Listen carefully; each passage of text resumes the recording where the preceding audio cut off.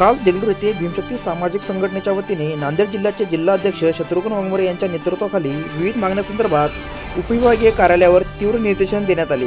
यावेळी काँग्रेस पक्षाचे व भीमशक्ती सामाजिक संघटनेचे नेते व पदाधिकारी यावेळी उपस्थित होते। पाहूया हा सविस्तर रिपोर्ट।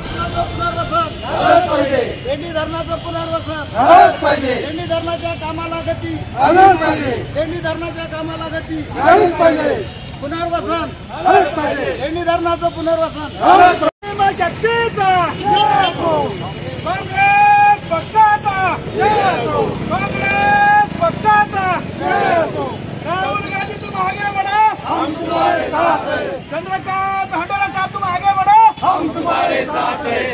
संविधानाचा लोकशाहीचा शेतकऱ्याच्या डोळ्यात तुळसा ढवळ्या धूळ टाकण्याचं काम या राज्याचे मुख्यमंत्री श्री ट्रँगल म्हणून दुसऱ्या फिरत होते। किती ट्रँगल ते 2 पाठ 2 पण एक मुख्य आता याच्या आजच आपण इथं निदर्शन करू दिल्लीमध्ये आयोगासमोर सर्व विरोधी पक्षाने निवडणूक आयोगाचा निषेध करण्यासाठी आणि न्याय मिळण्यासाठी ते सगळे घोटाळे थांबले पाहिजेत। आणि हे घोटाळे जर थांबले तर मोदी एका मिनिटामध्ये घरी येतो बघा, जेलमध्ये जाईल। आणि मोदीला जेलमध्ये घालायचं का वर ठेवायचं हा आमचा हेतू नाही, खूप दुसऱ्या केली जाते। न्यायावर तर कोणाचा विश्वास राहिला नाही। 300 खासदार एकत्र होऊन निवडणूक आयोगाकडे जात असताना त्यांचा मोर्चा अडवला आणि त्यांचा मोर्चा हे लोकशाहीच्या पद्धतीने होता की चोरच नाही तर तुला भीती करतात। पण इथलं पोलीस प्रशासन इथे न्याय व्यवस्था साबित करून लोकांच्या मताचा अधिकार चोरून आपली सत्ता आणून इथं गुलामगिरी आणण्याचा प्रयत्न या सरकारचा चालू आहे। सोडवण्याचा प्रयत्न केलेला आहे म्हणून या शासनाचा पहिल्यांदा धिक्कार करतो। अरे या देवेंद्र फडणवीसचं करायचं काय? देवेंद्र फडणवीसचं करायचं काय? कोणतंही सरकार करत नाही। आयोग लागू केलं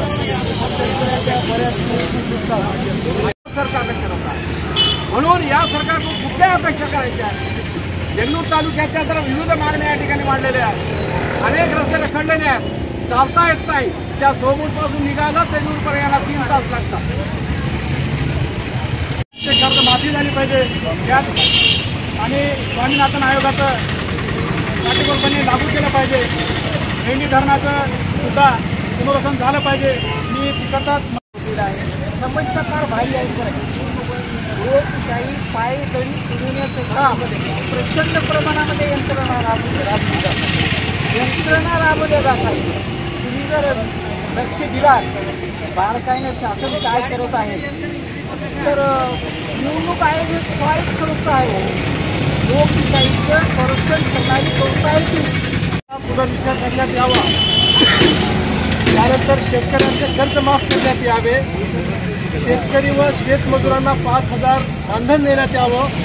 लेणी धरणाचं काम पूर्ण करण्यात यावं व तसेच महात्मा फुले विकास महामंडळ, अण्णाभाऊ साठे विकास महामंडळ यांचे कर्ज माफ करून नवीन कर्ज बेरोजगारांना देण्यात यावं व तसेच प्रत्येक तालुक्यामध्ये माती परीक्षण केंद्र इथे उभारण्यात यावं।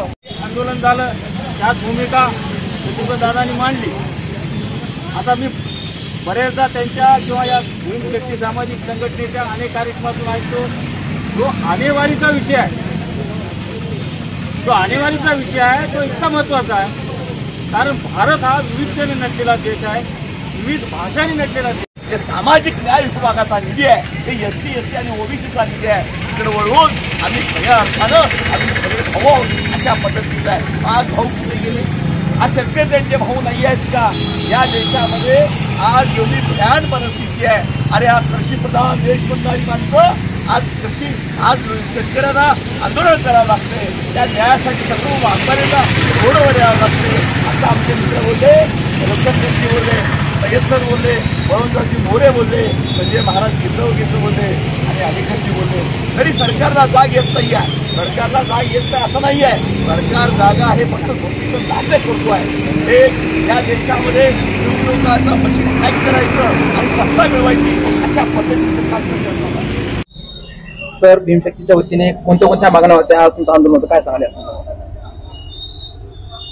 भीमशक्ती सामाजिक संघटना देगलूरच्या वतीने उपजिल्हाधिकारी कार्यालय देगलूर येथे विविध मागण्यांसाठी आज निदर्शने करण्यात आली. निदर्शने शेतकऱ्यांच्या कर्जमाफीच्या संदर्भात होती. आणेवारी सरसकट जी लागू करण्यात येत आहे ती आणेवारीची पद्धत चुकीची आहे. त्यामुळं देगलूर तालुक्यात प्रत्येक खेडेगावची आणेवारी वेगळी काढण्यात यावी आणि देगलूर ते हानेगाव रस्ता चौपदरीकरण करण्यात यावा. बुलढाणा जिल्ह्यामध्ये खामगाव येथे ज्या दलित तरुणांना बेदम मारण्यात आलं तर मारहाण त्याच्या निषेधार्थ हा निदर्शने होता.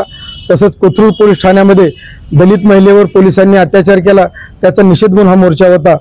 आणि देगलूरच्या विविध प्रश्नावरती आज निदर्शने करण्यात आली होती. या निदर्शनामध्ये आज आदरणीय उपजिल्हाधिकारी साहेबांशी आमची सकारात्मक चर्चा झाली. आमची त्यांनी प्रश्न समजून गेले आणि शासनाला त्यांनी आम्हाला आश्वासन दिले की शासनाकडे आपल्या निश्चित मागण्या आहेत आम्ही कळू अशी त्यांना आम्हाला सांगितलेलं आहे. एकूण तुम्ही जेवढ्या मागणी केलेल्या आहे त्यांच्या सरकारकडे, ते ह्या अनेक दिवसातून तुमचे वारंवार या संघटनेच्या वतीने याची मागणी केली जाते तरीही मागण्या होत नाही, याच्या मागचे कारण काय? शासन हे शेतकऱ्यांच्या प्रश्नाकडे जाणीवपूर्वक दुर्लक्ष करत आहे. कारण शासनाला हे प्रश्न सोडवायचेच नाहीत मुळातच. आणि शासन जर मनावर घेतलं, इच्छाशक्ती असलं तर प्रश्न सुटू शकतात. पण शेतकऱ्यांना फक्त झुलत ठेवायचं काम हे शासन करत आहे. आणि शासन जर मनावर घेतलं असतं तर आज कित्येक वर्षापासून प्रश्न प्रलंबित आहेत ते तात्काळ सोडवले असते. पण हे जातीवादी सरकार आहे, शेतकऱ्यांच्या प्रश्नाकडे जाणीवपूर्वक दुर्लक्ष करणारं सरकार आहे. त्यामुळं आम्हाला आमच्या संघटनेच्या वतीनं काँग्रेस पक्ष कारण काँग्रेस पक्षासोबत काम करणारी भीमशक्ती संघटना आहे. आमचे ते आदरणीय चंद्रकांतजी हंडोरे साहेब यांच्या मार्गदर्शनानुसार हे आम्ही या नांदेड जिल्ह्यामध्ये काम करत आहोत. आणि या प्रश्नावरती गेल्या कित्येक वर्षापासून आम्ही आंदोलन छेडत आहोत. पण कोणत्या प्रश्नाला महत्त्व द्यायचं हे शासन ठरवते. त्यामुळे जातीवादी विचाराचं सरकार असल्यामुळं भीमशक्ती आणि काँग्रेस जर घेऊन हे प्रश्न येत असतील तर हे प्रश्न त्यांना सोडवायचे नसतात. त्यामुळे या प्रश्नाला ते बगल देण्याचं काम शासन करत आहे.